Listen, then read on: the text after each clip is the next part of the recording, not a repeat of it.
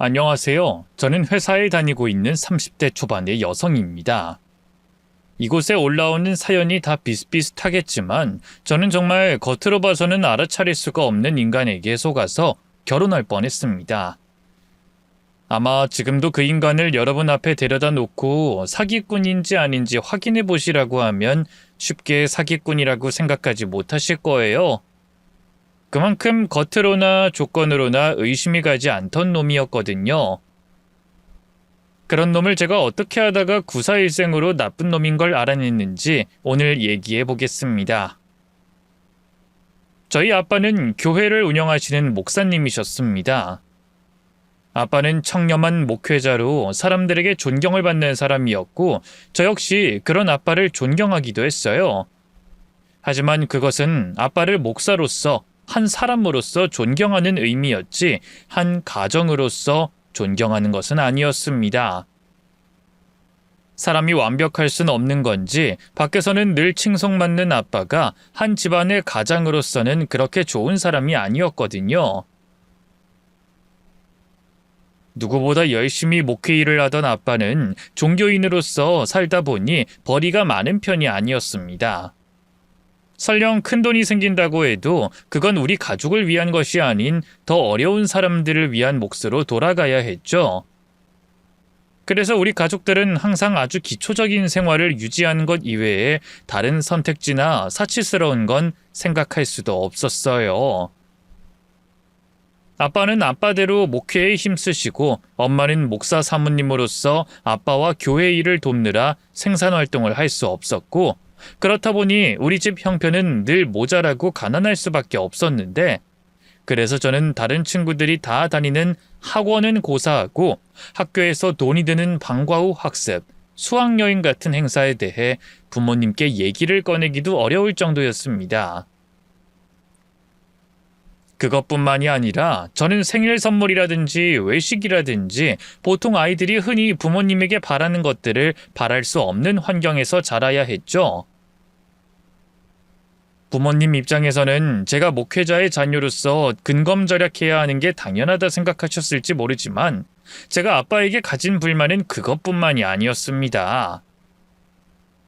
선교와 목회 일로 여러 사람들을 도우며 늘 헌신적으로 살아오셨던 아빠는 늘 바쁠 수밖에 없었고 그래서 아빠는 정작 아빠로서 남편으로서 쓸 시간은 모자라셨습니다. 우리 가족은 바쁜 아빠를 이해해야 했기에 아빠와 같이 시간을 보내는 것을 기대할 수도 없었고 그러다 보니 저는 아빠 같은 사람과는 절대로 결혼하지 않겠다는 생각을 가지고 살 수밖에 없었습니다. 그래서 저는 자기 일보다 가정을 중요하게 생각하고 특히나 목회 일과는 전혀 관련 없는 사람을 만나고 싶어 했어요. 하지만 사람 일이라는 게 생각대로 되지 않는지 정작 제가 만나 결혼까지 생각하게 된 사람은 아빠와 같이 목회 일을 하던 사람이었습니다. 제 예비 남편은 유명한 신학대학을 나와 미국에서 유학까지 마치고 한국에서 목회 일과 함께 사업을 하는 사람이었어요. 물론 종교인이 유학을 다녀오고 학력이 중요한 건 아니었지만 해외 생활을 해본 것이 플러스가 되면 됐지 흠이 될 일은 아니었습니다. 게다가 유학 생활을 하며 배운 영어와 넓은 세계관 덕분에 제 예비 남편은 이미 여러 나라들을 다니며 선교 활동도 적극적으로 해왔고 어린 나이임에도 이미 목회자로서 여러 사람들의 존경을 받으며 자리매김을 한 사람이었습니다. 그 넓은 시각 덕분에 하나님의 말씀을 교회 안뿐만 아니라 밖에서도 전하겠다며 사업을 했고요. 하는 일도 많고 사람들에게 헌신적인 만큼 가정에는 불성실할 수밖에 없다는 걸 아는 저로서는 그런 사람과 결혼을 피하고 싶었지만 저도 어쩔 수 없이 보고 자란 게 있어서인지 그 사람과 결혼 결심을 하게 되더라고요. 하지만 제 예비 남편은 아빠와는 다른 사람이었어요. 아빠는 일과 가정을 둘 다 지키지 못했지만 제 예비 남편은 목회 일과 사업을 누구보다 열심히 하면서도 자기 가족과 주변 사람을 챙길 줄 아는 사람이었거든요. 그래서인지 연애 때부터 결혼을 약속한 이후에도 저에게 변함없이 잘하는 사람이었죠. 준이 너는 바쁘지 않아? 나도 아빠가 목회 일을 하셔서 알지만 교회 돌보고 교인들 챙기고 하다 보면 늘 시간이 없잖아. 근데 넌 어떻게 매번 나를 만나러 와주고 하는지 진짜 신기해. 아무리 바빠도 진아 널 볼 시간은 있어야지. 나는 늘 마음속으로 너 생각하고 있는걸? 너도 그렇지 않아? 물론 나도 그렇지만 나랑 준이 너는 다르잖아. 어떻게 그 많은 사람들을 신경 쓰고 챙겨주나 싶어서. 너는 가족들한테도 살갑게 잘하고 심지어 우리 부모님까지 챙기잖아. 그게 정말 고맙고 신기해. 우리 아빠는 그러지 못하셨거든. 늘 교회가 우선이었고 교인들을 챙기느라 우리 가족은 뒷전이었어. 나 어릴 적에 우리 식구들만 따로 여행 가본 적도 한 번 없었다니까? 물론 여행을 안 다닌 건 아니지만 그건 전부 교회 수련회나 다른 사람들과 같이였거든. 아빠는 그런 일들로 바빠서 우리 가족들만 챙겨준 적이 없었어. 그래서 어린 마음에 그게 너무 싫어서 절대로 목회하는 사람이랑은 결혼 안 할 거라고 다짐했었는데 결국 널 만나게 됐네. 물론 너는 우리 아빠와는 완전히 다른 사람이지만. 진아, 네가 많이 섭섭했겠다. 하지만 아버님께서도 고충이 있으셨을 거야. 나도 목회하다 보니 누구보다 이해할 수밖에 없는 입장이고 나도 그걸 잘 알아서 더 노력하려고 하는 거야. 목회 일에 힘쓰고 교인들을 챙기는 것처럼 내 가까운 친구들이나 가족도 챙기려고 하는 거지. 아버님도 너무 바빠서 어쩔 수 없으셨던 거지 일부러 그러신 건 아니실 거야. 아무래도 옛날 분이시니까 가까운 가족보다는 남을 도와야 한다고 생각하셨겠지. 내 가족보다 더 어렵고 힘든 사람은 늘 있으니까. 밖에 나가보면 가족 하나 없고 혼자 외롭고 힘든 사람들이 정말 많거든. 그런 분들은 옆에서 도와주는 사람도 없고 같이 고락을 나눌 사람도 없으니까. 아마 아버님은 그분들이 마음 쓰이셨던 게 아닐까? 넌 어쩜 마음이 그렇게 넓어? 난 아직도 아빠에게 서운한 마음이 있는데. 근데 너 얘기 들으니까 내가 너무 철이 없었나 싶네. 아니야. 네 입장에선 충분히 서운할 수 있지. 그래서 목회자는 절대 싫었는데 나랑은 결혼해도 되겠다 싶었던 거야? 그런 셈이지. 준이 너를 보면서 가정적인 목회자도 있다는 걸 알게 됐거든. 너는 처음부터 지금까지 나한테 한결같은 사람이니까. 이런 남자가 아니면 내가 누구랑 결혼하겠어? 남편은 그런 제 생각마저 바꿀 정도로 저한테 잘하는 사람이었습니다. 매일 모닝콜로 저를 깨워주고 잠들기 전까지 통화를 하고 제가 지나가듯 했던 말까지 다 기억하며 제가 필요하고 바라는 건 뭐든지 해주려 하는 사람이었죠. 어머, 이게 뭐야? 이거 내가 갖고 싶었던 건데. 내가 이거 갖고 싶었던 거 어떻게 알았어? 내가 왜 몰라? 다 알지. 난 지난 너에 대해서 모르는 게 없는걸? 설마 내가 이거 갖고 싶다고 너한테 말했었나? 말한 기억이 없는데? 말한 적 없지만 그래도 예비 남편이라면 당연히 알아야지. 그거 가지고 싶어서 계속 들여다봤었잖아. 그래서 알았지. 세상에, 그걸 보고 알아차렸다고? 어쩜 준이는 진짜 나에 대해서 모르는 게 없네. 가끔은 나보다도 내 마음을 잘 아는 것 같아. 그렇게 저를 아끼고 챙겨주는 남편 덕분에 저는 떨어져 있는 와중에도 그 사람의 빈자리를 느끼지 못할 정도였어요. 항상 가족이 제일 뒤였던 아빠 때문에 가정적이고 세심한 남자를 바라던 저에게는 더없이 완벽한 남편감이었죠. 거기다 남편은 보통 세상 물정을 잘 모르는 종교인들과는 확연히 다른 사람이었습니다.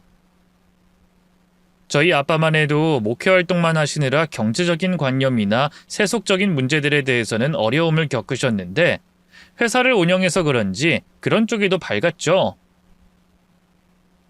사실 예비 시아버지도 목사님이라 큰 개인 교회를 운영하고 있었는데 시아버지가 은퇴하시면 예비 남편이 그 자리를 물려받을 예정이었거든요. 그래서 예비 남편은 그 전에 최대한 현실감을 쌓겠다며 회사 운영에 열심이었습니다. 그런 예비 남편의 회사는 규모는 작지만 내실이 탄탄한 회사였죠. 하나만 하기도 힘든 세상에 여러모로 다재다능한 예비 남편을 보며 저는 또 한 번 그 사람에게 존경심이 생겼습니다. 그렇게 신앙적으로도 능력적으로도 여러모로 완벽하고 내적으로나 외적으로나 흐트러짐 없이 단단한 남편은 깐깐했던 저와 저희 아빠의 기준을 충분히 통과할 수 있었습니다. 그렇게 결혼을 계획하며 차질 없이 준비해 가고 있는데 문득 남편의 이상한 점이 보였습니다.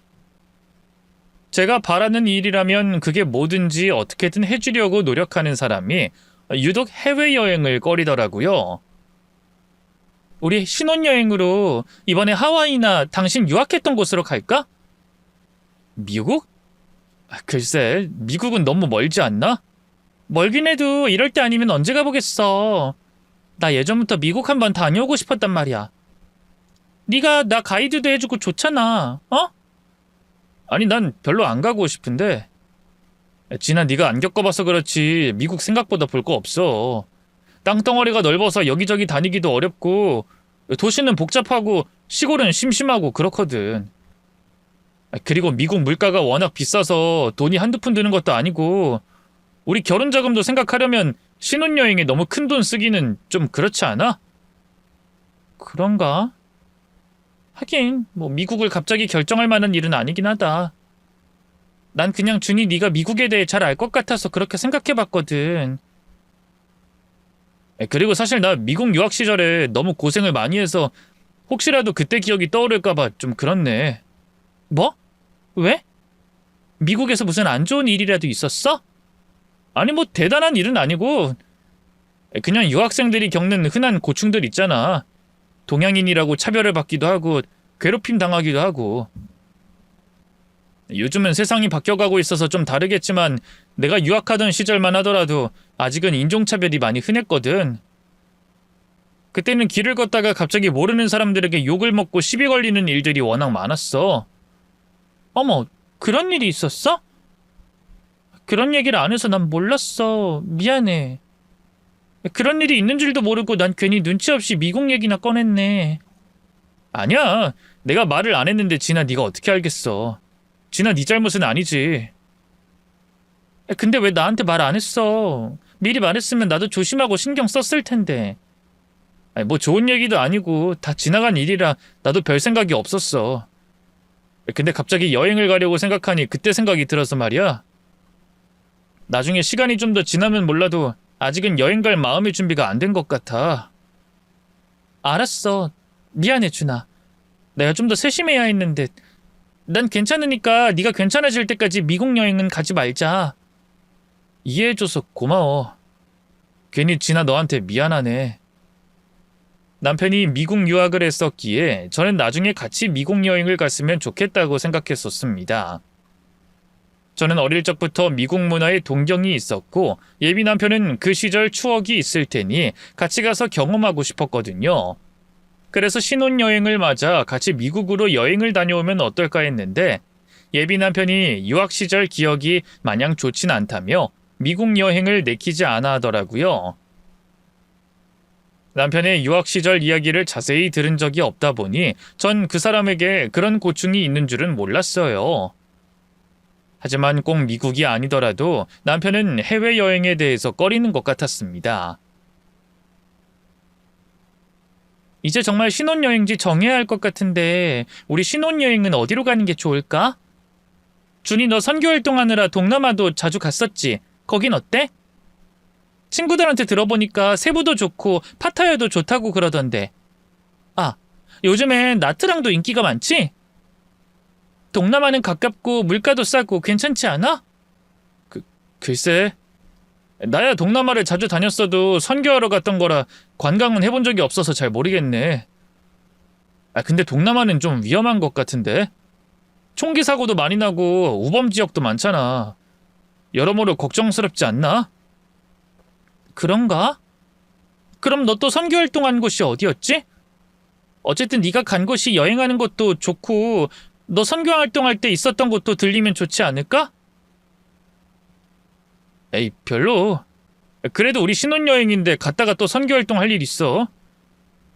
신혼여행지를 고르던 제가 이것저것 생각해서 가깝고 저렴한 동남아로 갈까 했더니 위험해서 별로인 것 같다고 또 선교활동할 필요 있냐고 말하는 겁니다. 그렇게 이것도 싫다, 저것도 싫다고 하는 예비 남편 때문에 저는 골치가 아팠어요. 결국 여행 일수를 줄여서 우리 두 사람 다 낯선 유럽으로 가기로 했죠. 그래도 신혼여행을 빼면 이렇다 할 문제거리가 없었습니다. 남들에 비하면 편하고 수월하게 결혼식 준비를 마치게 됐죠. 그렇게 드디어 제 결혼식 날이 됐습니다. 그날은 제 인생에서 가장 떨렸던 날이었어요. 물론 첫 떨림은 곧 시작될 결혼식 때문이었죠. 새벽같이 일어나 샵에 갔다 식장에서 사진을 찍다 또 밀려오는 친구들과 하객들을 맞이하느라 본식을 올리기 직전까지 정말 정신이 하나도 없었습니다. 신부 대기실로 온 친구들을 반갑게 맞이하고 이런저런 얘기도 나눴는데 누가 왔었는지 누구랑 무슨 말을 했는지 기억이 하나도 안 날 정도였죠. 그러다 보니 제 동생이 아직 결혼식장에 도착 못한 것도 순간 잊고 있었어요. 헐레벌떡 가쁜 숨을 몰아쉬며 가방과 캐리어를 들고 뛰어오는 동생을 보고 나서야 알게 됐죠. 미나야, 너 지금 온 거야? 오늘 아침에 도착한다며. 비행기가 연착되면서 3시간이나 늦게 도착한 거 있지? 나 비행기 안에서 마음을 얼마나 졸였는지 몰라. 언니 결혼식에 늦는 거 생각하니까 머리도 새하얘지고 언니한테 뭐라고 말해야 하나 싶어서 미안해 죽겠고. 그래도 운이 좋았는지 아슬아슬하게 시간 딱 맞춰서 왔네. 늦으면 늦는 거고 못 오면 못 오는 거지. 뭐 이렇게까지 왔어. 사고라도 나면 어쩌려고. 너 옷은 언제 갈아입은 거야? 화장은? 화장할 건 있어? 공항 내리자마자 갈아입었고 화장품도 다 챙겨왔어. 그것보다 언니 진짜 결혼 축하해. 진짜 행복하게 살아야 해. 언니가 워낙 좋은 여자기도 하고 형부도 좋은 사람이라고 아빠부터 엄마까지 칭찬이 마르지 않으니까 당연히 잘 살겠지만 그래도 진짜 행복하게 잘 살아. 뭐든 내 도움 필요하면 말하고. 또 형부가 언니 속 썩이는 일 있으면 혼자서 끙끙 앓지 말고 나한테 말해. 아빠 엄마야 걱정할까봐 말 못하겠지만 나한텐 그래도 조금 더 편하게 말할 수 있잖아. 내가 비밀은 잘 지킬 테니까 꼭 혼자 앓지 말고 말해. 알겠지? 그리고 미안해. 내가 바쁘다고 언니 신경도 잘 못 써주고 같이 시간도 많이 못 보내고. 내가 유학만 안 갔어도 언니랑 같이 시간 보내고 형부랑도 먼저 인사했을 텐데. 학교 일정만 괜찮았으면 미리 와서 언니 결혼식 올리기 전에 같이 있고 싶었는데 그것도 일정이 잘 안 따라줘서 못했네. 대신에 나 졸업하면 그땐 내가 언니랑 형부 비행기표부터 호텔, 경비 다 책임지고 가이드까지 해줄게. 으유, 말은. 됐어. 언니한테 잘하려고 하지 말고 언니 대신 네가 아빠 엄마나 좀 더 챙겨. 결혼하는 내가 할 말은 아니다만 넌 아빠 엄마 곁에 좀 오래 남아서 덜 섭섭하게 해드리고. 그나저나 너 아빠 엄마한테는 왔다고 말했니? 네 형부 될 사람한테 인사도 했고? 아니, 이제 내려가서 해야지. 혹시나 도착하고 바로 식 진행할까봐 언니한테 먼저 온 거야. 그럼 언니 오늘 떨지 말고 잘해. 결혼 진짜 축하하고. 그날 내내 뭔가 빠진 듯한 기분이 들었는데 그게 동생이었던 것 같았습니다. 동생을 만나고 나니 그제야 정신없던 상황이 정리가 되는 것 같았고 흥분되어 있던 마음도 가라앉은 듯 했어요. 이제 저만 결혼식장으로 내려가서 실수를 안 하면 될 것 같았습니다. 한 번 더 마음을 가라앉히고 곧 시작될 결혼식을 기다리고 있었죠.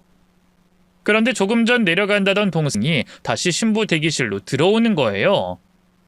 또 어떤 중요한 걸 빼먹었는지 뛰면서 말입니다. 그러고는 다짜고짜 제 남편에 관해서 묻더라고요. 또 왜? 뭐 놓고 왔어? 언니, 저 사람이 형부라고? 언니랑 결혼할 남편이라고? 너 지금 뭐라고 하는 거야? 당연한 걸 왜 물어?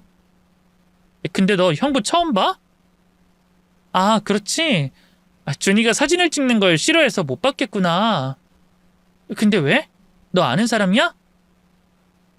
아는 사람이면 아는 사람이지 왜 올라와서 물어? 언니, 이 결혼 당장 멈춰야 해. 저 사람이랑 결혼하면 안 된다니까? 미나야, 네 형부 될 사람한테 저 사람이라니. 그리고 무슨 일인지 말 좀 해봐. 다짜고짜 결혼하면 안 된다는 건 뭐야? 너 준이를 아는 거야? 그럼 어떻게 하는데? 도대체 왜 이러는 건데? 저 사람 더러운 짓 정말 많이 하고 다니는 사람이야. 언니가 남편으로서, 우리 부모님 사위로서, 우리 집안의 한 구성원으로서 절대 받아들일 수 없는 사람이라고. 나 미국에서 저 사람 이야기 들었어. 내가 사진으로도 봤다니까? 분명히 저 사람이 그 더러운 짓을 하고 다녔다는 걸 직접 들었다고. 내 친구가 피해자의 친구라서 확실해. 더러운 짓? 그게 무슨 말이야? 저 사람이 뭘 했는데? 유학온 여자들 상대로 몹쓸 짓 하던 사람이야. 외국 생활하는데 도움 주겠다면서 접근하거나 교회에서 알게 된 여자들 여러 명 사귀다가 한인 커뮤니티 뒤집어 놨던 사람이라니까? 뭐? 아니, 네가 뭘 잘못 알았겠지. 다른 건 몰라도 준이가 그런 문제로는 절대 엮일 사람이 아니야. 내가 선택하고 아빠가 허락한 거 보면 모르겠어? 그리고 어렸을 때부터 목사 되려고 한 사람이야. 집안도 우리처럼 목사 집안이고. 그런데 무슨 여자 문제야. 네가 잘못하는 걸 거야. 누굴 착각하는 거라고. 너 네 형부 될 사람이 얼마나 좋은 일 하고 다니는지 모르지? 그 사람이 해외 선교를 얼마나 하고 다녔는지 알아? 그리고 그것뿐이겠어? 한국 돌아와서는 또 얼마나 말씀처럼 사는지 아냐고. 너 다른 사람이랑 착각하는 거야. 그래, 맞아. 해외. 그 사람 동남아에서도 문제 있었다고 들었어. 그런데 거기선 한국 사람이 아니라 현지인들에게 그랬다는 말 들었다고. 언니, 나 진짜 확실해. 진짜라니까? 언니도 이상하다고 안 느껴? 얼굴은 착각할 수 있다고 해도 이름이 같고 미국에서 유학했으며 유학한 곳 이외 다른 곳에서 지냈다는 것까지 내가 아는 그 사람과 똑같은 확률이 몇 프로나 되겠어? 내가 아는 사람도 이준이었어. 미국의 신학대학 유학하러 왔다고 했고 그 집이 큰 교회를 한다고 했나? 큰 교회 장로였다고 했나? 하여튼 그랬다고. 그리고 미국에서 생긴 문제 돈으로 다 해결한 다음에 아무 일 없었다는 듯 해외로 가서 선교활동했다고 들었다고. 거기서도 현지 여자들과 문제가 있었다고 했고. 그런데 언니랑 결혼한다는 사람도 똑같은 행적 아니야? 신학대학에, 유학에, 목사 집안에, 해외 선교까지. 내가 말한 사람과 행적이 똑같지 않냐고. 이럴 수가 있다고 생각해? 미나, 그건 보통 목사하겠다고 한 사람들이 다 비슷비슷하게. 그러니까 네가 뭘 착각하고. 언니도 이상하다고 느껴지지? 그럼 잠깐만 기다려. 내가 미국에 있는 친구한테 그 사람 사진 있냐고 물어볼 테니까. 갑자기 그것도 결혼식인 당일 식장에 들어가는 걸 얼마 남기지 않고 믿을 수 없는 이야기라는 동생 때문에 너무 혼란스러웠습니다. 당연히 처음엔 동생이 착각한다고 생각했어요. 아니, 미국에 있는 친구에게 사진을 구해보겠다고 말할 때까지도 동생이 다른 사람과 남편을 착각한다고, 또 이 세상에서 누구보다 완벽한 내 이상형인 남편이 그런 짓을 할 리가 없다고 생각했습니다.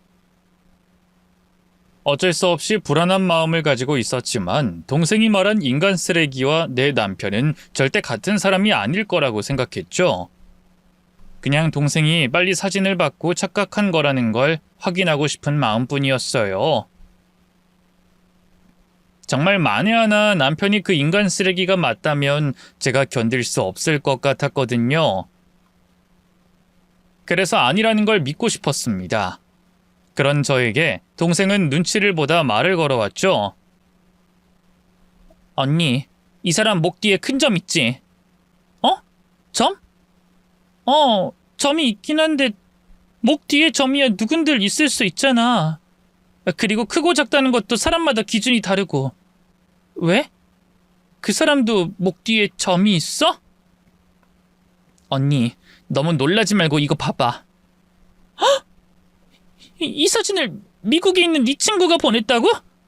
그러니까 준이가, 아니, 이 사진 속 남자가 그런 짓을 하고 다닌 사람이라고? 목 뒤에 점까지 확실한 거지? 언니 이제 내 말 믿을 수 있는 거지? 얼굴도 목 뒤에 점도 맞긴 맞는데, 아니 그런데 이럴 리가 없는데. 이거 무슨 오해가 있거나 누명을 쓴 것 같은데. 미나야, 네가 말한 거 진짜야?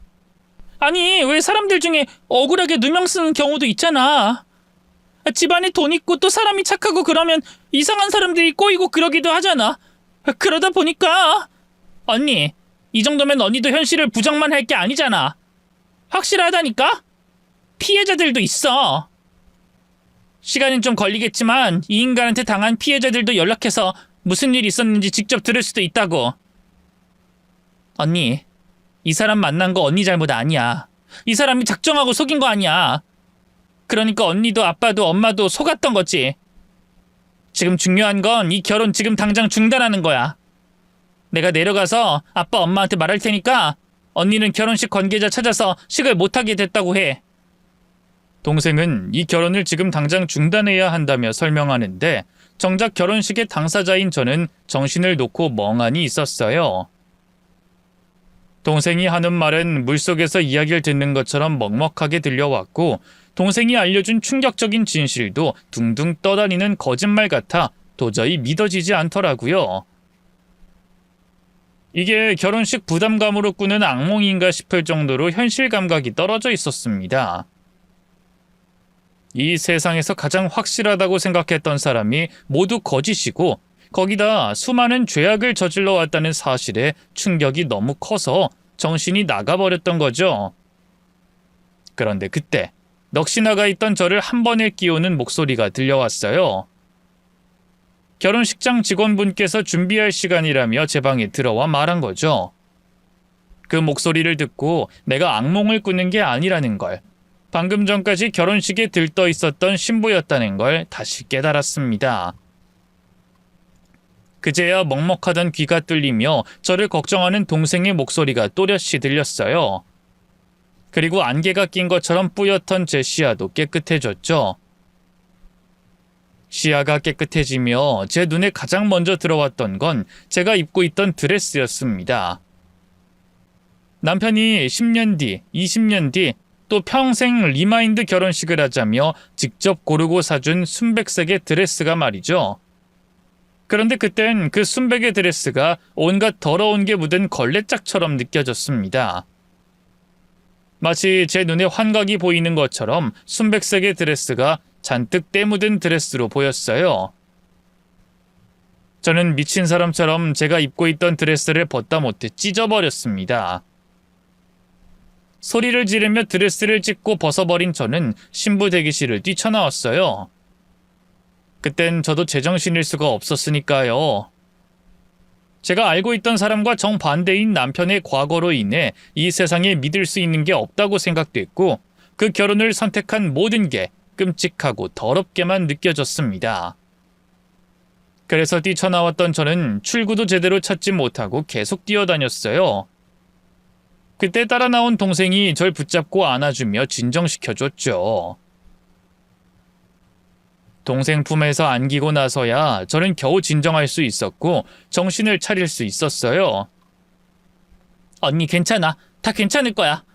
아직 결혼식장에 들어간 것도 아니고 부부가 된 것도 아니잖아. 언니가 잘못한 것도 아니야. 저 인간이 몹쓸 짓 하고 다니다 자기 과거 숨기고 언니 앞에 나타난 거야. 거기다 저 집 부모들도 자기 자식 감싸겠다고 언니를 속였는데 언니가 어떤 수를 알 수 있었겠어. 자책하지 마. 언니 탓도 아니고 어느 누구도 언니 잘못이라고 생각할 사람 없어. 그냥 저 인간이 인간 말종의 쓰레기인 거야. 언니는 저기 대기실에 내가 올 때까지 문 닫고 있어. 내가 아빠 엄마한테 말하고 올 테니까. 그리고 집으로 가자. 가서 좀 쉬자. 알았어. 근데 아빠 엄마 충격받으시면 어쩌지? 벌써 결혼식장에 사람들이 저렇게 많이 왔는데 나 때문에 내가 알아차렸어야 했는데. 언니 탓 아니라니까. 내가 놀라지 않게 말할 테니까 언니는 언니 마음부터 추슬러. 그럼 나 갔다 올게. 미나야, 잠깐만. 너 저 사람이 어떤 사람인지 더 증명할 수 있어? 방금 나한테 보여줬던 사진처럼 저 사람이 한 짓에 대해서 더 증명할 수 있겠냐고. 증명? 뭐 지금 나랑 연락된 친구 통해서 그 친구의 친구와 관련된 일은 가능할 것 같은데 나머지는 지금 당장 힘들지. 저 인간 집에서 돈으로 해결한 피해자들도 있고 지금 당장 연락되지 않은 사람들도 있을 거고 해외 선교하면서 생긴 피해자들은 그 나라 현지인들 일이라 더 오래 걸릴 것 같고. 근데 그건 왜? 뭘 어떻게 하려고? 뭘 어떻게 하긴. 이 결혼 왜 멈추게 됐는지, 또 저 인간이 어떤 인간인지 사람들한테 알려야 할 거 아니야. 나 개인적으로도 이렇게 도망치듯이 떠나면 창피하고 부끄러운데, 그것보다 저 인간 나랑 끝났다고 해서 또 이런 짓을 그만둘 사람 아니야. 나 같은 피해자, 미국에서 또 해외에서 생긴 피해자들 되풀이하듯이 생길 거야. 그리고 네가 말했잖아.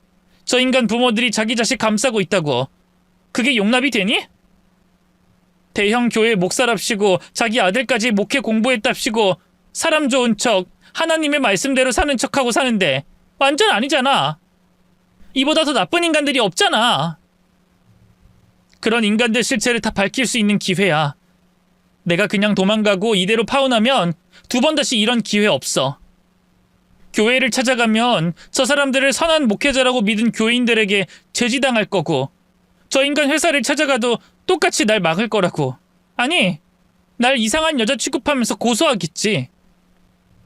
그럼 난 저 인간 때문에 내 마음, 시간만 버리게 된 사람이 돼. 다른 피해자들 역시 마찬가지고. 그러니까 미나, 네 도움이 필요해. 내가 내려가서 시간 끌 테니까 네가 어떻게든 저 인간 실체를 밝힐 수 있게 도와줘.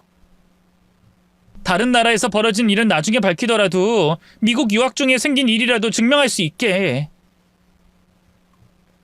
이런 부탁해서 미안해. 근데 네 도움이 절실히 필요해, 미나야. 동생의 품에서 정신을 차렸던 저는 이대로 도망칠 수 없다고 생각했습니다. 저 개인적으로 그 인간들을 용서할 수 없었고, 이번 일을 넘기면 또다시 저와 같은 피해자들이 생길 거라고 생각했어요. 막아야 했고 복수해야 했습니다. 그리고 그 인간들 처벌받아야 했습니다. 그러려면 그날처럼 많은 사람들이 모인, 그 인간들의 가면만 보고 착한 사람들이라 믿는 사람들이 있을 때 밝히는 게 가장 좋겠다고 생각했죠.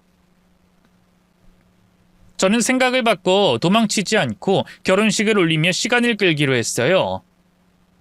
동생에게 남편이 유학생활 중 저지른 일들에 대한 증거를 부탁하고 말입니다. 저는 아무런 일도 없었다는 듯 찢어진 드레스를 핀셋으로 이어붙이고 고정하곤 결혼식 직원분과 함께 밑으로 내려가 예식을 시작했어요. 다행히 위에 있었던 소동을 아무도 알아차리지 못한 덕분에 별다른 의심을 사지 않고 결혼식을 진행할 수 있었습니다. 남편은 늘 제 앞에서 보였던 것처럼 착하고 믿음직한 얼굴을 하고 있었어요. 하지만 그 가면 뒤에 어떤 추악한 얼굴을 하고 있는지 이미 다 알게 됐던 저는 그 가식적인 남편의 얼굴을 웃는 낯으로 볼 수 없었습니다. 1초라도 빨리 동생이 남편의 본 모습을 밝힐 증거를 가지고 내려와 주길 기다렸어요. 의미 없는 축사가 이어지는 동안 제 시선은 동생이 들어올 식장 문을 향해 있었습니다. 그러다 드디어 동생이 문을 열고 들어왔어요. 동생은 확신에 찬 얼굴을 하고 있었고요. 저는 조금 더 기다렸다 축가를 부르는 순간 결혼식장 직원분께 남편을 위한 깜짝 이벤트를 하고 싶다며 동생과 함께 준비해달라고 했습니다. 그리고 저는 축가가 마치자마자 마이크를 빼앗아 들고 깜짝 이벤트를 하는 척 연기를 시작했어요. 남편은 어떤 감동스러운 상황이 연출될지 잔뜩 기대하는 표정이었죠. 저는 그 가식적이고 토악질 나오는 얼굴에 큰 엿을 먹여줬습니다. 여기 오늘 정말 많은 하객분들께서 찾아와 주셨는데요. 결혼식의 당사자인 저희보다 저희 부모님들께서 평소 은혜와 복을 나누고 항상 이웃을 사랑하는 마음으로 살아오신 덕분에 이렇게 많은 분들께서 자리를 해주신 것 같습니다. 너무 감사드립니다. 그런데 이렇게 감사한 분들께 죄송하다는 사죄의 말씀을 드려야 할 것 같네요. 왜냐하면 어렵게 자리하신 이 자리가 아무런 의미 없는 자리가 됐거든요. 저희 결혼 못하게 됐습니다. 아니, 안 할 겁니다. 이 결혼 제 목에 칼이 들어와도 할 수 없게 됐거든요.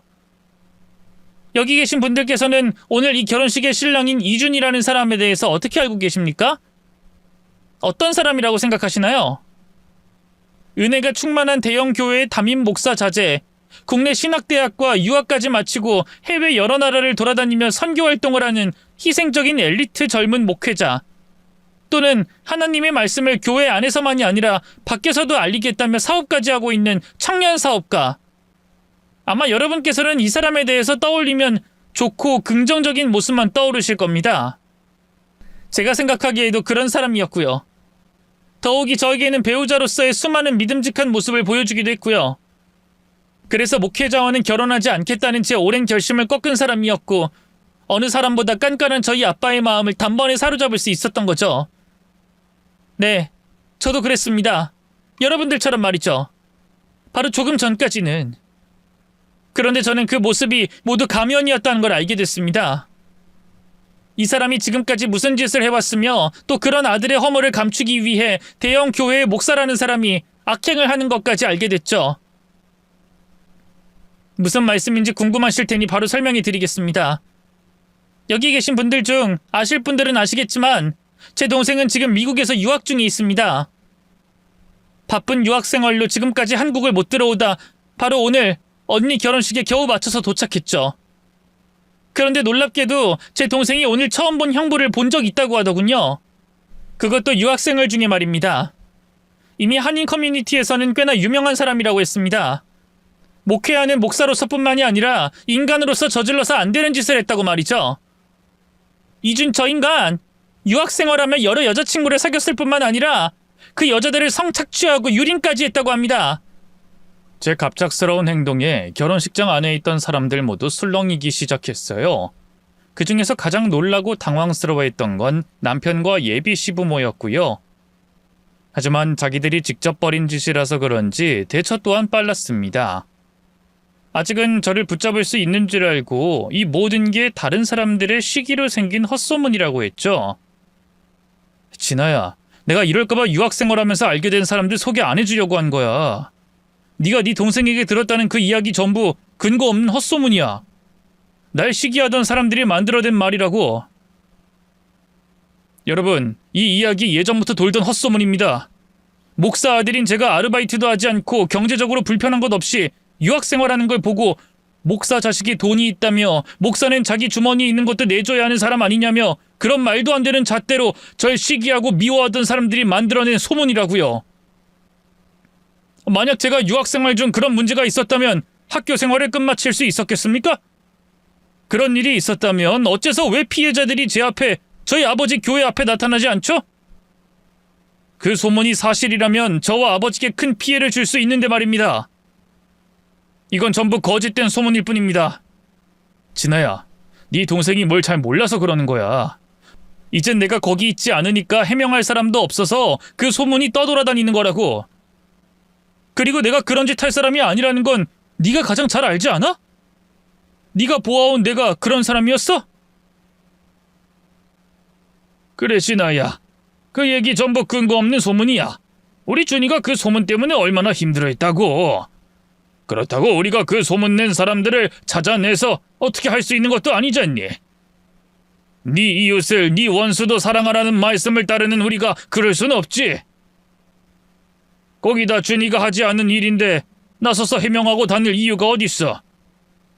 준이가 어떻게 살았는지 하늘에서 다 보고 계시는데 준이는 하늘 우러러 부끄러운 행동을 하나도 하지 않았는데 오해는 이 결혼식 끝나고 전부 설명해 주마. 그러니 진정해라. 사람들 앞에서 말하는 게 직업이라서 그런지 남편과 예비 시부모는 술렁이던 분위기를 단숨에 진정시켰어요. 그때까지는 제가 한 말에도 이를 증명해줄 부분이 부족했고 남편과 시부모의 말에도 똑같이 부족했지만 사람들은 두 사람의 현올림에 이미 넘어간 것처럼 제가 한 말을 다른 사람이 만든 거짓말로 취급하고 있었습니다. 하지만 오히려 저는 그 인간들이 거짓말한다고 확신했고 시부라는 사람이 아들의 허물을 감싸고 있다는 건 역시 그 자리에서 확인하게 됐죠. 저는 동생에게 사인을 보냈어요. 그러자 빔 프로젝트에서 남편이 저질렀던 악행을 증명할 내용들이 흘러나오기 시작했습니다. 저도 확인하지 못했던 내용들이 말이죠. 빔 프로젝터에서는 남편이 피해자들에게 상스러운 말을 써가며 협박하고 명령하는 내용의 톡 사진들과 변호사를 대동해 억지로 쥐어준 돈을 가지고 합의금을 받았다며 이 일을 다시 문제 삼으면 법적인 조치를 취하겠다는 적반하장의 내용이 담긴 톡사진이 나왔습니다. 그 대화 내용만 보더라도 무슨 일이 있었고 어떤 식으로 입을 다물게 했는지 알 수 있을 정도였어요. 자, 저기 당신이 한 짓들이 그대로 나오네. 저기 저렇게 여러 여자들을 성착취하고 협박했는데도 헛소문이라는 말이 나와? 톡사진에 당신 얼굴도 있는데 저것도 당신이 아니라고? 저기에도 나오네. 당신 아버지가 대형 교회 목사라서 피해자 목소리 정도는 묻어버릴 수 있다고. 그러니까 그 돈 받고 찍소리도 하지 말라고 하잖아. 와, 너 이래서 일부러 유학생들 건드렸구나. 유학생들 법적으로 문제 생기면 학교 다니는 것도 그렇고 강제 추방도 당할 수 있으니까 이렇게 했어. 그리고 그쪽도 정말 대단하시네요. 목사라는 사람이, 그 큰 교회 담임 목사라는 사람이 아들이 저런 짓을 했는데 감싸기에 바빠요? 교인들이 준 돈을 저런 곳에다 써요? 그것도 위로금이다 뭐다 주는 돈의 의미는 말하지도 않고 강제로 쥐어준 돈으로 협박하듯이? 어쩌다 한 번도 아니라 4번, 5번 계속! 그러고 말씀이 어쩌고 원수를 어쩌고 성경 말씀이 나와요? 면죄부를 왜 제 마음대로 쓰고 제 마음대로 주고 있어? 인간 쓰레기 같은 것들이. 진아야, 너 이거 어디서 났어? 이걸 걔들이 공개할 리가 없는데 이거 공개하면. 준아, 너 지금 뭐라는 거야? 너 왜 갑자기 헛소리야? 너 딱 보면 모르겠어? 저거 조작이잖아. 조작! 요즘에 컴퓨터 프로그램 하나면 뭐든 조작할 수 있으니 별걸 전부 다 조작하네. 진아야, 저거 진짜 아니다. 우리 준이도 그렇고 나도 저런 짓을 할 수가 없는 사람이야. 저거 누가 조작한 걸 퍼뜨리는 거야. 그래요? 지금 저 사람 얼굴 나오는 동영상은 뭔데요? 뭐?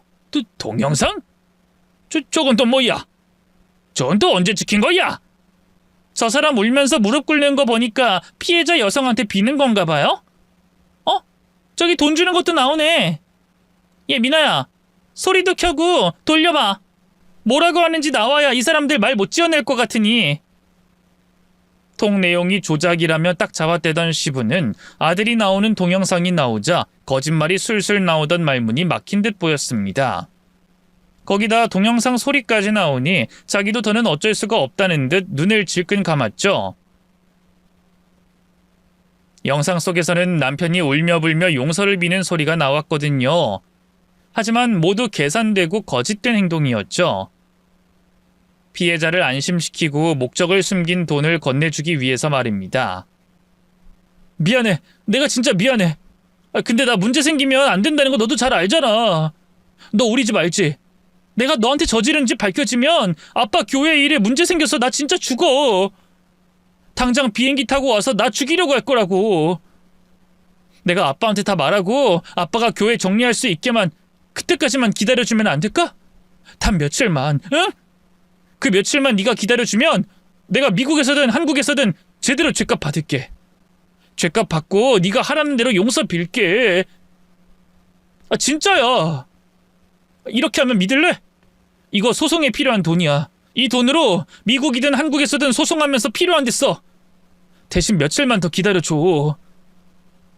남편은 어떨 땐 소송에 필요한 돈에 쓰라고, 어떨 땐 당장의 치료비를 주는 것처럼 피해 여성들을 속여 돈을 쥐어줬고, 나중엔 그 돈을 합의금이라고 주장하며 역으로 피해자들에게 협박했던 거였습니다. 복잡한 법적 문제로 끌고 가 유학생활에 어려움을 주겠다고 말이죠. 모든 걸 인정하는 것과 다름없는 그 동영상으로 인해 결혼식에 참석한 하객들 모두 얼굴이 일그러지기 시작하며 남편과 예비 시부모를 경멸하듯이 쳐다봤어요.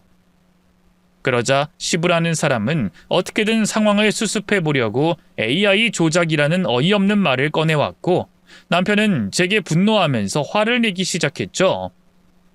여러분, 그러니까 이게 그 요즘 AI 있지 않습니까? 그겁니다. 제가 목회 생활하면서 시기와 질투를 당하기 때문에 항상 이런 일이 빈번하게 일어납니다. 그런데 이 세상이 점점 진짜와 거짓을 구분하기 힘들어지다 보니 이런 영상까지 나오게 됐네요. 진짜 아닙니다. 제 자식이 저럴 리가 있나요? 그리고 제 자식이 저런 짓을 하면 제가 가만히 둘 리가 없고요. 믿어주십시오. 제가 하나님 아버지의 얼마나 충실한 종인지 다들 아시지 않습니까? 야, 김진아! 너 진짜 사람 인생 망치려고 작정했냐? 그냥 파혼만 하면 됐을 거 아니야. 근데 왜 이렇게까지 해? 네가 나한테서 무슨 피해를 봤다고? 네가 저 여자들처럼 나한테 당하기라도 했어? 아니면 저 여자들이 네 지인이야? 근데 왜 사람들 앞에서 날 이렇게 추락하게 만드는데? 너 내가 가만히 있을 것 같아? 우리 아버지가 가만히 있을 것 같냐고? 너 고소할 거야. 내가 너랑 네 동생 저 여자들까지 짓밟아 버릴 거라고. 해봐 이 변태 새끼야. 이 발정난 개자식아. 그러게 왜 사람으로 태어났니? 똥오줌 못 가리며 살 거면 인간으로 태어나지 말았어야지. 아니 인간으로 태어났어도 최소한 그 가면은 벗고 인간 쓰레기인 걸 말종인 걸 드러내고 살았어야지. 너 고소한다고 했으니 어디 고소해봐. 나도 이게 끝이 아니거든? 너 해외 선교 활동하러 갔을 때 현지인들 상대로 추잡한 짓 한 거 다 알아. 나 그것도 밝혀낼 거야. 네가 어느 나라 선교 활동을 갔고 어느 지역에 있었는지 다 아니까. 찾아가서 물으면 네가 한 짓들 드러나는 건 금방이야. 어디 쓰레기 같은 너도 그렇고 그런 자식 감싸는 네 아버지도 그렇고 어떻게 망가지는지 보자. 너 그것까지... 야! 여기서 끝내. 유학생활에서 한 걸로 끝내라고? 아니면 너 오늘 제삿날이다. 너 무사히 못 돌아가? 그래 해봐. 나도 끝까지 갈 생각이니까. 내가 너랑 보낸 시간 생각하면 얼마나 더럽게 느껴지고 치욕스러운 줄 아니? 너 같은 인간과 결혼을 꿈꿨다는 게 얼마나 더러운 줄 알아? 이 변태 성범죄자야? 이게 정말... 이걸 콱... 흥분한 남편이 저에게 달려들려고 한 순간 그때 아빠가 제 앞을 가로막으시곤 남편의 복부를 가격하셨습니다. 그리곤 태어나 처음으로 아빠가 누군가에게 폭력을 쓰는 걸 보게 됐어요. 저기 아버님, 이렇게 목사가 사람 때려도 되는 겁니까? 내 오른편 뺨을 치거든 왼편도 돌려대라는 게 성경 말씀 아닙니까? 그리고 이거 폭행죄인 거 몰라요? 악한 자에게 대적하지 말라고 하셨지만, 그리고 내가 말씀을 어기는 게 죄악일 수 있겠지만 그렇다고 해도 니놈들이 한 짓을 그냥 두고만 볼 수 없지. 거기다 우리 딸에게 한 짓을 생각하면 내가 널 반으로 접고 싶은 심정이야. 그러니 못 움직일 정도로 패는 걸 다행이라 여겨라. 잠깐만요. 여기 교회 사람들 전부 다 보고 있어요. 지금 문제되면 아버님 밥줄도 끊기는 거예요. 너네 부자는 목회를 밥줄로 보는구나. 하긴 그러니 이런 일이 생기겠지. 걱정하지 마라. 난 밥 먹고 돈 벌려고 하는 목회 아니니까.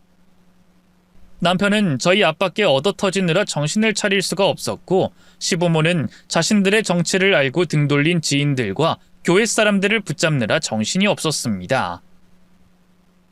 그렇게 저는 신앙을 오직 돈과 자기들 욕망을 채우는 데만 이용하고 더러운 과거를 숨긴 채 저와 가족의 연을 맺으려 했던 두 사람에게 완벽한 복수를 할 수 있었어요.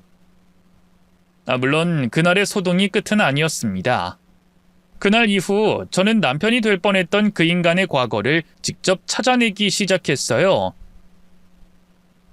제가 결혼식장에서 시간을 끄는 동안 동생이 겨우겨우 설득한 유학생 피해자들을 찾아가 만나고 또 설득하면서 다시 한번 죄를 물을 수 있게 노력했고 그 인간이 해외 선교한 곳의 현지 한인들과 연락하고 또 찾아가며 피해자들을 수소문했어요. 유학생 피해자들의 경우 당시 사건의 증거들이 남아있어 죄를 물을 순 있었지만 아쉽게도 그놈이 해외 선교 활동 때 현지인들에게 저지른 죄는 묻기가 어려웠습니다. 증언밖에 남은 게 없었거든요. 하지만 그들의 증언도 복수하는 데 좋은 재료가 됐습니다. 그놈의 아버지, 그 인간과 똑같은 사람이 아는 교회로 찾아가 해외 선교 활동하러 간 곳에서 무슨 짓을 했는지 알릴 수 있었으니까요. 그 일로 남편이 될 뻔했던 놈에게는 실형을 살게 할 수 있었고 그놈의 아버지는 담임교회에서 내려올 수 있게 할 수 있었어요. 물론 우리나라 교회 특성상 아직까지 영향력을 끼치고 있겠지만 많은 교인들이 사실을 알 수 있게 했고 그 교회를 떠나게 한 것만으로도 성공이라고 생각합니다. 이 일을 겪고 우리나라, 아니 신앙이 가지고 있는 나쁜 면에 대해서 많이 생각해 보게 된 것 같고 저희 아빠가 한 행동처럼 옳은 행동할 땐 말씀을 어길 수도 있다는 걸 배우게 된 사건이었어요. 그리고 저희 아빠가 얼마나 더 대단한 사람인지 알게 되며 조금 남아있던 제 불신을 아예 지우게 됐고요. 또 무조건 그날의 일을 나쁘게만 생각하지 않으려고 합니다. 아빠가 이 일이 끝나고 제게 말씀해 주신 말처럼 어떤 일에서든 배움을 얻고 같은 실수를 반복하지 않으려 살면 되니까요. 여러분께서도 가끔 하는 실수를 너무 자책하지 마시고 더 나은 내가 될 수 있다는 믿음과 노력으로 하루하루를 보내시길 바라겠습니다. 그럼 사연 읽어주셔서 감사합니다. 안녕히 계세요.